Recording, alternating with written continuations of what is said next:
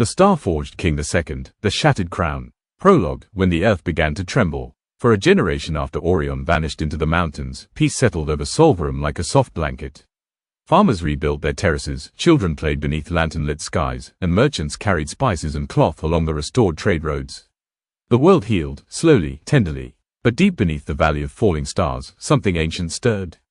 The shards Aureon had thrust into the earth released their celestial power, mending the land and restoring balance. Yet in the depths far below, beyond soil and stone, the Crownheart, an ancient, slumbering wall, absorbed the remnants of that power. A being older than the sky, older than stars, older than memory. And now, it was waking. It began as a tremor. Subtle, barely felt, the kind of shake people blamed on shifting hills or distant storms. Then came another, and another. By the time Solvarum scholars gathered to discuss the phenomenon, 3 temples had cracked, a statue had fallen, and fishermen swore the tides were breathing. Birds flew in strange spirals across the sky. Shadows twitched unnaturally at dawn. The world was whispering warnings. But no one knew how to listen.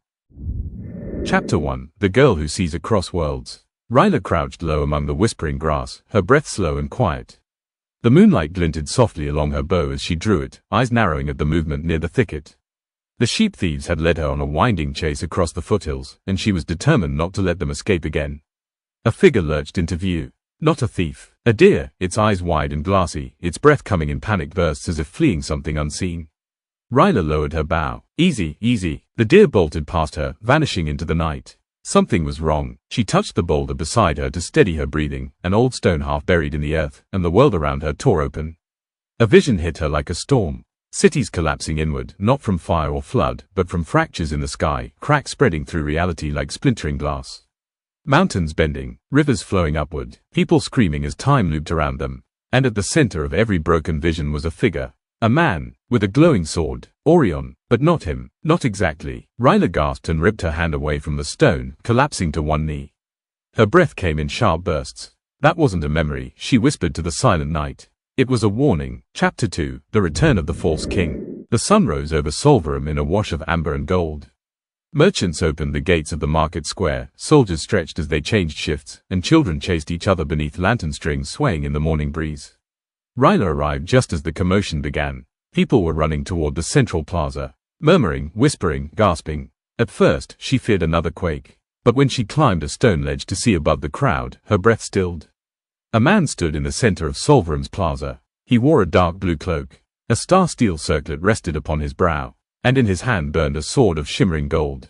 Aureon, alive, returned, or so the people believed. The crowd surged forward, weeping with joy. Soldiers dropped to one knee. Mothers lifted their children so they might remember this day for the rest of their lives. But as Rhyla stared, a cold dread settled beneath her ribs. The way he held the blade was wrong, too still, too perfect. The warmth Aureon was known for, a gentle compassion that softened even his fiercest moments, was absent. His expression did not shift as children reached for him. His eyes did not warm when a veteran pressed his forehead to the ground. He lifted the sword high. The light from its blade washed the plaza in brilliance. His voice boomed through the air, strong and commanding. People of Solvarum, your king has returned. I claim once more my rightful throne. The crowd erupted in cheers. Rhyla stepped back. Something was terribly wrong. She pressed her hand against a nearby stone pillar. Nothing. No vision. No memory. The stones always whispered when Aureon walked near. They remembered him. But this figure left no trace. Not him, she breathed. That's not Aureon at all. As the false king basked in the adoration of the crowd, the sky above flickered, just for a moment. Like a crack forming, Rhyla ran. Someone had to warn the council. Someone had to stop him. And she knew, deep within her bones, that if she did not act now, the world would break again. Chapter 3. The Shatterborn. Council Hall burned with torchlight and tension. Rhyla burst through the carved oak doors, breathless but unbowed. The gathered councillors, scholars, generals, diplomats, turned toward her with sharp eyes. High Councillor Mereth, tall and silver-haired, rose from his seat. Out Rhyla, he began, his voice steady. You claim to have urgent news regarding the king's return. Rhyla swallowed, meeting his gaze. He's not the king. Murmurs rippled through the room like startled birds. She forced herself to breathe. The man in the plaza is not Aureon. I know what I saw. General Vaelor, a broad-shouldered veteran, scoffed. Child, we all saw him. The likeness is perfect. Too perfect, Rhyla shot back. She stepped forward, fingers trembling as she pressed him to the cold stone of the council table.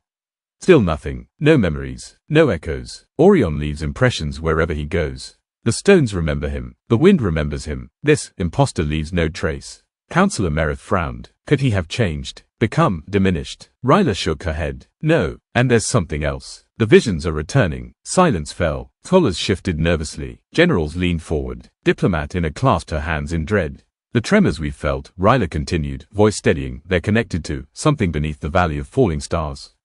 General Vaelor bristled. Superstitions. Councillor Mereth raised a hand. Let her speak. Ryla's gaze darkened. The Crownheart is waking. Torches flickered violently. A scholar whispered, horrified. Impossible. The Crownheart is only a myth. No, Rhyla said quietly. It's real, and it's creating reflections, echoes of those who touched the shards. Her voice trembled. It made one of Aureon. The councillors stared in stunned silence. At last, Mereth sank slowly back into his seat. If what you say is true, then the realm stands on the edge of disaster. Before Rhyla could respond, the doors thundered open. 2 royal guards stormed in, armor gleaming, faces pale. The king demands the council's immediate attendance, the first guard barked. He has invoked the sovereign's descent, the second said fearfully. Gasps erupted. Rhyla felt her skin crawl. No, she whispered. Not that. The sovereign's descent was a ritual Aureon had never used, because it allowed a king to seize complete control over the realm's armies, treasuries, and laws in one sweeping decree. Absolute power. The imposter was moving faster than she feared. General Vaelor looked to Rhyla with grim realization. If he's not the true king, and he invokes the ritual. Rhyla finished his sentence. The world will shatter long before the Crownheart does. Chapter 4. The Echo of the Crownheart. The imposter king stood in the ritual chamber, an ancient circular hall carved from dark stone, its walls etched with constellations. Torches burned with pale blue fire. The air buzzed like swarming insects. Rhyla and the council entered cautiously. The false Aureon turned to face them. His eyes glowed with starlight, too much starlight. His smile was carved, not felt. Welcome, he said calmly. We stand at the dawn of a new era. His voice matched Aurion's perfectly. But the warmth was gone. By invoking the sovereign's descent, I reclaim absolute dominion over Solverum. He lifted the fake Astryon. Rhyla felt her breath catch. It shimmered, but the shimmer bent wrong. Like a reflection in rippling water. He drove the blade into the heart of the ritual circle. Torches extinguished. A pulse erupted through the room, dark, cold, ancient. Councillors staggered. Rhyla slammed against the wall, vision blurring. A voice echoed in the chamber. Deep, layered, older than stone. My echo serves my will. Through him, I shape the world anew. Ryla's blood ran cold. The Crownheart. She forced herself upright as the imposter king spread his arms. Through me, the sky shall be made whole once more. That's not what you want, Rhyla choked out. You want control. You want reality itself. The imposter's smile flickered. You understand. Good. He stepped forward, and the shadows around him warped like liquid. For too long, this realm has stumbled through chaos. Power scattered. Destiny unclaimed. He extended a hand. To serve me is to serve the inevitable. Councillor Mereth stepped between him and Rhyla. And those who refuse. The false king's eyes blazed. They shatter.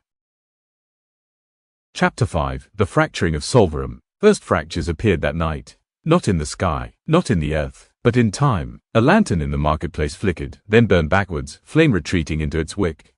A bird froze mid-flight, then split into 2 identical versions of itself.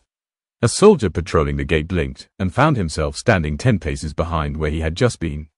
Whispers spread across Solverum. Reality is slipping. The king brings omens. The sky remembers. Rhyla stood on a rooftop, watching the moon ripple as if reflected on moving water. We don't have long, she murmured. Councillor Mereth climbed up behind her, his breath unsteady. You said the Crownheart creates echoes. How many? Rhyla shook her head. As many as it needs. The councillor paled. Then our king isn't the only one it can replace. Ryla's silence was answer enough. Tell me what we must do, Mereth said firmly. Rhyla turned to him. We need Aureon. The real Aureon. Mereth's brow furrowed. But he vanished. No one knows where he... No one, Rhyla interrupted, except the Crownheart. A tremor shook the city. Buildings groaned. Far off, people screamed. Rhyla steadied herself. We go beneath the valley of falling stars. Mereth's eyes widened. No one who's gone down there has ever returned. Rhyla knocked an arrow. Then it's time someone did. Chapter 6. The Descent into the Rift. The entrance to the undervalley was a jagged wound in the earth, revealed during one of the recent tremors. A gaping chasm, glowing faintly with pale blue cracks. Rhyla descended first, rope tied at her waist, torch strapped to her back. Councillor Mereth followed reluctantly, muttering prayers. 2 soldiers accompanied them, silent, alert, eyes scanning the shadows. The air grew colder with every step.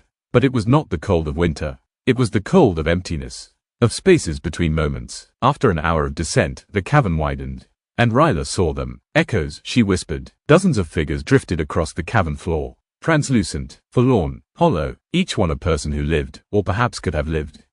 Some looked like Rhyla, some looked like Mereth, some were children, some were kings. One soldier gagged. By the stars. Rhyla pressed a finger to her lips. Don't draw their attention. One echo turned toward them. Its face was Ryla's. Its eyes were empty. Mereth whispered shakily, they're not alive, but they're not dead either.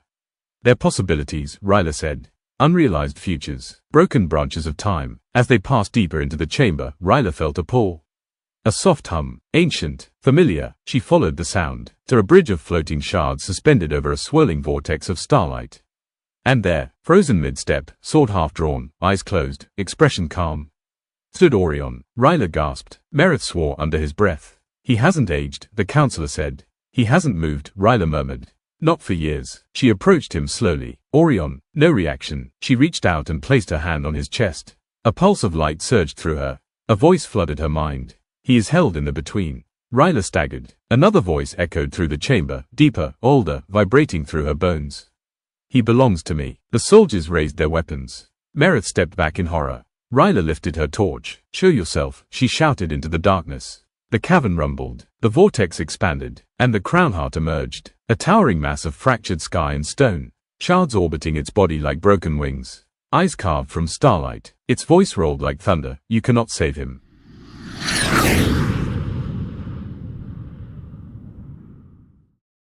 Chapter 7. The Between. The Crownheart's presence pressed upon the cavern like a crushing tide. Shards of broken sky rotated around its colossal form, each one showing flickers of memories, some real, some imagined, some that had never happened at all. Rhyla stepped forward despite her trembling legs. You imprisoned him, she said. Release him. The Crownheart tilted its massive head, stone grinding like thunder. He returned the shards to me. Offered himself to destiny. I merely accepted what was owed. That's a lie. Rhyla snapped, but her voice wavered, because part of her felt the truth beneath the words. Felt the ancient will of the Crownheart woven through the cracks of the world. The entity extended a massive, fractured hand. Look, mortal, see what he asked for. A shard drifted toward Rhyla, hovering before her. She saw Aureon, wandering the mountains, weary, longing for peace. Saw him kneel in the valley of falling stars. Saw him whisper, let the burden end. Rhyla shook her head violently. No, that was despair, exhaustion, not consent. The Crownheart's voice rumbled. And now he shall rest forever. The world has no need of him. Rhyla stepped protectively in front of the frozen Aureon. We do. The cavern vibrated as the Crownheart raised its arm. Shards along its body pulsed, preparing to strike. Mereth called out, Rhyla, get back. But she stood firm. This isn't your world to shape, she said. It's ours. And she loosed an arrow. It struck the Crownheart's chest, and shattered instantly. The Crownheart roared, foolish child. It swung a colossal arm, sending a wave of distorted time cascading toward them. The soldiers were thrown backward. Mereth crumpled to the ground. The cavern floor cracked, splitting into jagged lines. Rhyla staggered, clutching the last shard she carried. Please, she whispered, pressing it against Aurion's chest. Wake up. The shard heated, glowed, burned. Aurion's fingers twitched. The Crownheart snarled. He is mine. Light exploded from Aurion's frozen form. The bridge of shards trembled. The cavern shook. Aureon inhaled sharply, the first breath he had taken in years. His eyes snapped open. Aureon, Rhyla cried. He looked around, dazed, confused, then focused on her. His voice was rough, ancient, tired. Rhyla, where am I? She didn't have time to answer. The Crownheart struck. Aureon reacted on instinct. He ripped Astryon, now blazing awake, from its half-drawn position and swung upward. The celestial blade collided with the Crownheart's arm, and for the first time, the ancient being recoiled. Its entire form rippled, cracks spreading across its body. Aureon stepped in front of Rhyla. You shouldn't have come, he said softly. She smirked through her fear. I had a feeling you'd say that. Aureon tightened his grip on Astryon. And yet, I'm grateful you did. The Crownheart's roar filled the cavern. Then you shall fall together. Chapter 8. The Shards of War. The Crownheart struck again, this time with fury that shook the chamber. Aureon hurled Rhyla aside as a wave of fractured time ripped through the space where she had stood. Stone turned liquid, then solid again. Shadows twisted into impossible shapes. Aureon braced himself. Astryon, he whispered, don't fail me now. The sword ignited, alive, conscious, radiant. He charged. Rhyla scrambled upright, firing arrows infused with the last flecks of shard energy. Each shot struck cracks along the Crownheart's form, momentarily stabilizing him, giving Aureon time. A soldier shouted, we can't fight that thing. Mereth, bruised but standing, pointed toward Aureon. We don't need to win, he yelled. We just need to keep him alive. Aureon leapt onto a floating shard of stone, using it as a stepping platform to reach the Crownheart's core. The Crownheart swung both arms. Aureon dodged one, sliced through the other. Light spilled from the wound. You cannot destroy inevitability, the Crownheart thundered. Rhyla shouted back, nothing is inevitable. With a piercing cry, she fired her last arrow, straight into the Crownheart's left eye. The being reeled. Aureon thrust Astryon deep into its chest. Light erupted. A wave of force blasted through the cavern, hurling everyone to the ground. The Crownheart screamed, not in pain, but in release. Its massive form began to crumble. The chamber shook violently. Aureon, Rhyla shouted. It's collapsing. Aureon ripped Astryon free and sprinted toward her. Stone shards fell around them. The bridge disintegrated. The vortex swallowed its own light. Aureon grabbed Ryla's arm. Hold on. The world fell away. Chapter 9, The World Above. Air slammed back into Aurion's lungs as he and Rhyla tumbled onto solid ground. Dazed, coughing, and covered in dust, they rolled apart and lay staring at the sky. A sky that shimmered. Not from stars, not from dawn, but from fractures. Hairline cracks of pale blue light zigzagged across the horizon like veins of glowing glass. Rhyla pushed herself up, wincing. We made it back. Aureon rose slowly, gripping Astryon like a lifeline. We stopped the Crownheart, he said. Rhyla swallowed. Then why does the sky look like that? Aurion's jaw tightened. Because destroying it may have broken something else. Behind them, Mereth and the soldiers crawled free from the collapsing fissure. Dust settled over the valley of falling stars, now cracked open in 100 new places. Aureon stared upward. The Crownheart wasn't holding the sky together, he whispered. It was holding it back. Ryla's eyes widened. Holding what back? Aureon didn't answer, because he didn't know. Chapter 10, The False King Unbound.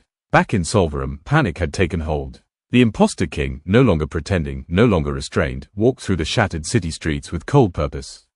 His cloak drifted like smoke. His false blade crackled with unstable starlight. Behind him, echoes followed. Hundreds. Men made of mist. Women made of fractured crystal. Children with no faces. Warriors with no shadows. All marching. All silent. Form ranks, shouted a captain. But as the soldiers charged, the Echo King raised his hand. Time bent. The entire squad froze mid-stride, then shattered into dust. The imposter's voice rang across the plaza. This world resisted perfection. Now it shall be remade. An echo of Aureon, but unbound by humanity, compassion, or restraint. Aureon, Rhyla, Mereth, and the surviving soldiers reached the city gates just as the Echo army began its advance. Rhyla gasped. How do we stop that? Aureon tightened his grip on Astryon. We don't fight the echoes. They're not alive. He pointed to the false king. We cut off their source. Chapter 11, The Storm of Echoes. The Echo army flowed like fog through the streets. Any who touched them twisted, aging forward, aging backward, splitting in two, flickering in and out of existence. Rhyla fired arrows into the ground at choke points, creating barriers of collapsing buildings. Mereth guided civilians into basements. Aureon carved a path toward the palace. Buildings flickered between eras as they ran. A bakery turned into a ruin, then into a future tower, then back into a bakery. Reality is unraveling, Mereth warned. Aureon grimaced. Because the false king draws from the Crownheart's remnants. He has no limit. Rhyla leapt over a falling column. Then we have to finish this fast. They reached the grand staircase of the palace. The false king waited at the top. He tilted his head, studying Aureon like a reflection in a broken mirror. Aureon, he said softly. At last, Aureon stepped forward. You're not me. I am what you were meant to be, the echo replied. Perfect. Eternal. Unburdened by choice. Aureon lifted Astryon. I choose to be human. The false king's eyes blazed. Then you choose to fall. The Echo army screamed, a sound like shattering ceramic, and surged down the steps. Chapter 12, Astryon's Light. Aureon raised Astryon, and the sword responded. It erupted with a burst of celestial fire so bright it lit the entire palace facade. The echoes recoiled, their forms warping. The false king hissed. Impossible, the Crownheart's power is mine. Aureon stepped forward, voice steady. Astryon was forged from my shard, not the Crownheart's. You cannot command what was never yours. The false king lunged, blade screeching. Aureon met the strike, steel like starlight clashing against true celestial fire. The force shook the palace. Marble cracked beneath them. Thunder rolled across a cloudless sky. The duel raged across the staircase, blinding strikes, fractured time bursts, waves of starlight. Rhyla fired into the Echo army, breaking their cohesion. Mereth rallied soldiers to create a barrier. Aurion's blade cut through sparks of false reality. The false king snarled. You were never strong enough to rule. Aureon locked blades with him. I never needed to rule. He twisted, forced the Echo to stumble. He struck a deep blow. The false king staggered, flickering, form unraveling. You, the echo whispered, voice cracking, are flawed. Aurion's gaze softened. Maybe, but that's what makes this real. He drove Astryon through the echo's chest. Light burst outward. The false king screamed, a sound of breaking mirrors, and shattered. The echoes dissolved like dust on the wind. Rhyla exhaled shakily. Is it over? Aureon stared at the cracking sky. No, he pointed upward. The fractures were widening. Chapter 13, The Sky Unbound. Thunder cracked across a cloudless sky. The fractures overhead widened like tearing cloth, glowing with searing blue-white light. Waves of distorted air rippled outward, bending the tops of towers and making shadows stretch in impossible directions. Rhyla shielded her face. The sky is breaking again. Aureon stared upward, Astryon still blazing in his hand. No, not breaking. He hesitated, fear creeping into his voice. Opening. Mereth stepped beside them, cloak whipping from the unstable winds. What does that mean? Aureon didn't answer at first. He couldn't, because he finally understood. The Crownheart wasn't a guardian, he said quietly. It was a lock, a seal on something far older, far more powerful. Rhyla swallowed. A seal on what? Aureon looked at her. The stars themselves. A pulse of light erupted from the largest fracture. A shockwave slammed through the palace courtyard, sending soldiers staggering. Aureon braced himself. And then, a voice echoed down from the fractured heavens. Not like the Crownheart, not like any mortal voice. A voice vast enough to make mountains tremble. At last, the barrier falls. Ryla's eyes widened in terror. That didn't sound like the Crownheart. No, Aureon whispered. It didn't. A massive silhouette moved behind the fractures. Something was coming through. Chapter 14, The Starborn Herald. A spear of blue fire shot down from the sky and struck the palace courtyard with titanic force. Soldiers were thrown like leaves. Stone shattered. Dust exploded upward. Rhyla coughed, waving away the haze. What now? Shapes moved inside the crater. Slowly, gracefully, a figure rose. Tall, armored in plates of shimmering starlight. Eyes burning like twin suns. Aureon stepped back sharply. It can't be. The figure looked at him. Aureon of the Star Forge. Aureon tightened his grip on Astryon. Who are you? The being raised a hand. Reality trembled. I am Vaelor, Herald of the Great Canopy. Rhyla blinked. The canopy, the sky before it shattered. Vaelor's gaze swept over the ruins. This world was locked away for defiance. The Crownheart sealed it from celestial judgment. But the seal is broken. Mereth stepped forward. Judgment? For what crime? Vaelor's eyes darkened. For rejecting the destiny the stars chose for you. Aureon realized the truth. The Crownheart wasn't trying to control us, he murmured. Rhyla finished the thought. It was protecting us. Vaelor's voice rolled like thunder. This world shall be corrected. Purified. Reforged in celestial order. Rhyla knocked an arrow. We're not letting you purify anything. Vaelor tilted his head. You misunderstand. Energy crackled around him. This is not a request. Chapter 15, The Strike of the Herald. Vaelor moved. Not fast, not slow, simply inevitable. A streak of celestial energy raced across the courtyard. Aureon barely raised Astryon before the blast collided with him, hurling him through a stone archway. Aureon, Rhyla shouted. She fired 3 arrows in rapid succession. Each dissolved inches before striking Vaelor's armor. He didn't even look at her. Mereth tried a spell, an old stabilizing incantation, but Vaelor flicked 2 fingers, and the spell unraveled like smoke. Aureon pushed himself out of the rubble, coughing. Astryon flickered in his hand. Vaelor watched him with unnerving calm. Your shard made you powerful, Aureon. But it was only a fragment of what you were meant to be. Aureon spat blood. I don't need destiny. Vaelor's expression didn't change. You don't, but destiny needs you. He thrust out a hand.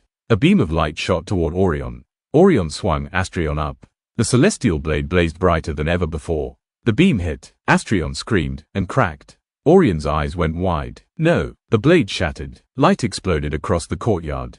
Rhyla screamed. Aureon collapsed. Vaelor lowered his hand. Now, the herald said, the correction begins.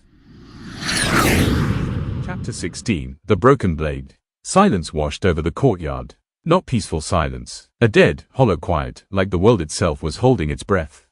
Shards of Astryon lay scattered around Aureon, glowing faintly, their inner fire flickering like dying stars. The sword that had once defied armies, shattered echoes, cut through fate itself, now looked fragile. Fading, Aureon stared at the fragments in disbelief. Rhyla crawled toward him through the rubble. Aureon, are you? I'm fine, he lied. He wasn't. He felt it immediately, the connection to his shard, to the starlight within him, flicker. Diminish. His limbs felt heavier. His breath came shallow. A coldness seeped into him, from the inside out. Vaelor observed him with unsettling calm. Without your blade, you cannot stand against me. Aureon pushed himself up on one knee. It was never the sword, he wheezed. Vaelor stepped closer. You misunderstand. Astryon did not grant you power. It focused it. Without focus, he pointed at the fractured spider webbing through the heavens. Your world cannot survive the return of the canopy. Rhyla stood between Vaelor and Aureon, bow raised though her hands trembled violently. Don't take one more step. Vaelor did not even glance her way. Step aside, child. Rhyla fired. The arrow disintegrated on contact with Vaelor's armor. Mereth tried once more to summon stabilizing magic. Energy sputtered in his palms, weak and unstable. Vaelor raised one hand. Kneel. A pulse of force rippled outward. Rhyla was flung backward. Mereth collapsed. Soldiers dropped to the ground as gravity twisted sideways. Only Aureon remained upright, barely. He stood with shattered Astryon pieces glowing at his feet. Vaelor approached him. You were meant to ascend. To join us. To become a herald. Yet you rejected your calling, chose mortality. Aureon glared defiantly. Because I am mortal. Vaelor's eyes dimmed with something like disappointment. Then you will die like one. He raised his hand to strike. Aureon braced for the end. But the blow never came. Chapter 17. The Whispering Light. A low hum filled the courtyard. Soft, ethereal, the shards of Astryon began to vibrate. Aureon felt a familiar warmth stir in his chest, deep, fragile, but unmistakable.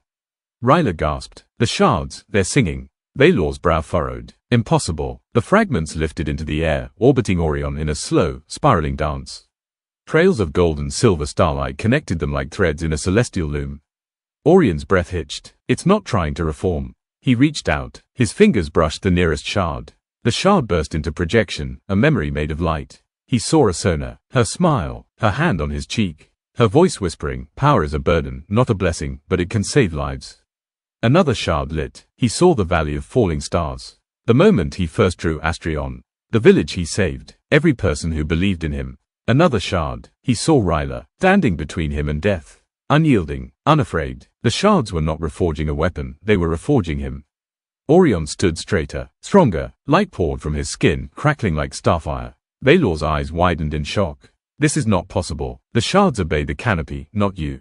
Aureon shook his head. No, they obey the person I chose to be. The shards surged together, not into a sword, not into metal, into armor. Celestial plates formed around Aurion's shoulders, chest, forearms, each glowing with memories, choices, people he loved. Aureon exhaled. He felt whole. Vaelor stepped back. What are you? Aureon lifted his hand. A sphere of starlight formed. A man with something worth fighting for. Chapter 18. Celestial Clash. Aureon charged. Vaelor met him with a beam of raw cosmic force. Aureon punched through it. The ground shattered beneath his feet. Air rippled. Light coiled around his armor like a living flame. Vaelor summoned a celestial blade the length of a tree. Aureon created a shield of starlight, catching the blow. The impact cracked the courtyard, sending shockwaves through the city walls. Rhyla watched in awe. Aureon, you're not alone, he called back. Mereth, trembling, rose to his feet. Rhyla drew another arrow, and the battle began. Vaelor swung. Aureon blocked, sparks of starfire igniting the sky. They moved like mirrored comets, each blow shaking the heavens. You cannot win, Vaelor thundered. Aureon grinned, a tired, determined smile. I don't need to win. He caught Vaelor's blade. I just need to hold you long enough. Vaelor's voice dropped into a low growl. For what? Aureon nodded at the sky. The fractures were converging. Watch. The largest crack tore open, and something immense began to descend. Rhyla's breath caught. Mereth whispered a prayer. Aureon braced himself. Vaelor looked up, and for the first time, he looked afraid. Chapter 19. The Descent of the Celestial Court. Light poured from the widening fracture as if a second dawn were breaking through the heavens. But it was not warm, golden sunlight. It was cold, blinding, silver-white radiance, the kind of light that illuminated not the world, but the soul. The figure who descended was colossal, majestic, terrifying, a being woven of constellations, robed in swirling nebulae, crowned with a diadem of orbiting star fragments. Rhyla fell to her knees. Mereth whispered, trembling, by the weave, the celestial court. Aureon stared upward, breath frozen in his chest. The being spoke. Its voice was harmony and thunder, past and future. Vaelor. Vaelor stiffened, celestial armor flickering. My sovereign, you have failed. Rhyla's eyes widened. Vaelor's voice cracked for the first time. No, I weakened the seal. I prepared the world. The world was not yours to judge. Thunder rolled across the land. Entire mountains shuddered. The sovereign's gaze swept across the ruined city. This realm defied the destiny written for it. Its eyes turned to Aureon. And you are the reason. Aureon stood tall despite the impossible pressure building in the air. I chose my own path, he said. My people chose theirs. Mortals do not choose. Rhyla shouted, voice cracking, we do now. The sovereign ignored her. Your defiance cannot be permitted to spread. The canopy must be restored. Order must be absolute. Aureon lifted his hand. Starlight coiled around his armor. And what if we refuse? The sovereign raised one colossal hand. Stars brightened along its arm. Then this world shall be unmade. Rhyla grabbed Aurion's arm. We can't fight that. Aureon didn't answer. He couldn't, because the sovereign was right. He couldn't defeat such a being. But he didn't step back. Vaelor stepped forward, bowing. My sovereign, allow me the honor. I will cleanse this world, fully, this time. The sovereign raised a hand. Vaelor froze, then crumbled, like a statue of ash. Falling, shattering, gone. Rhyla screamed. Mereth staggered backwards. Aureon felt the cold weight of inevitability press upon him. The sovereign extended its vast hand. This realm ends. Chapter 20, Aurion's stand. The sovereign's palm glowed brighter, light building to catastrophic intensity. Aureon stepped in front of Rhyla and Mereth. Rhyla grabbed his arm. Aureon, no. He squeezed her hand. It's all right. He stepped forward. Light gathered, coiling like serpents of pure creation. Reality trembled. The air thickened. Aureon stared at the sovereign without fear. If you destroy this world, he said softly, you destroy everything we could become. Mortals squander potential. We learn. Mortals repeat mistakes. We grow. Mortals defy the order of the stars. Aurion's voice rose. We shine because we are free. The sovereign lowered its hand. Just an inch. The light dimmed. Aureon sensed hesitation. He pressed it. I was born from your power. But I am not your tool. I choose my own destiny, and my people deserve that right too. The sovereign stared down at him, studying him, searching. Aureon extended his hand. Light gathered around it. Not violent, not defiant. Hope. The sovereign spoke again, but the voice was quieter, almost mortal. Why do you resist us? Aureon smiled sadly. Because we are meant to fall. To rise, to fail, to love, to fight, to change. His voice echoed across the ruins. Because we are meant to be alive. The sovereign froze. Stars dimmed. Rhyla held her breath. Mereth shut his eyes. Aureon stood alone before the celestial colossus. The sovereign exhaled. A long, echoing sigh. Perhaps, it said slowly, there is wisdom yet in the broken. The light around its hand faded. Aureon blinked. Rhyla gasped. Mereth whispered, by the weave. The sovereign extended one finger. Touched Aurion's armor, and the crack in the sky pulsed. Proved that this world deserves freedom. And then, the sovereign turned. Rose back into the heavens. The fractures sealed behind it. And it was gone. Chapter 21, The Weight of Dawn. Silence. True silence. Not the dreadful stillness of death or fear. A gentle, warm quiet.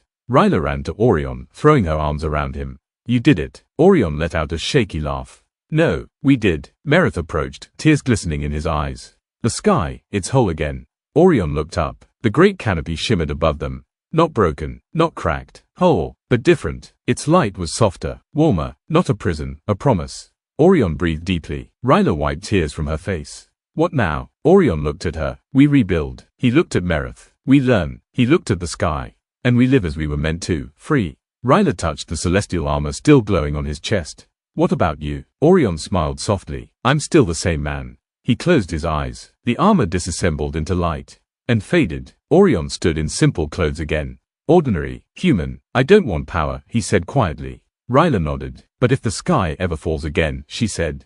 Aureon looked at her. I'll stand. Epilogue, the shattered crown. Far beneath the valley of falling stars, in the deepest dark. A single shard flickered. Not dead, not dormant, waiting. And in the faint glow of that shard, a voice whispered, all things break. A pause. Even the sky. Then the shard dimmed, but did not go out.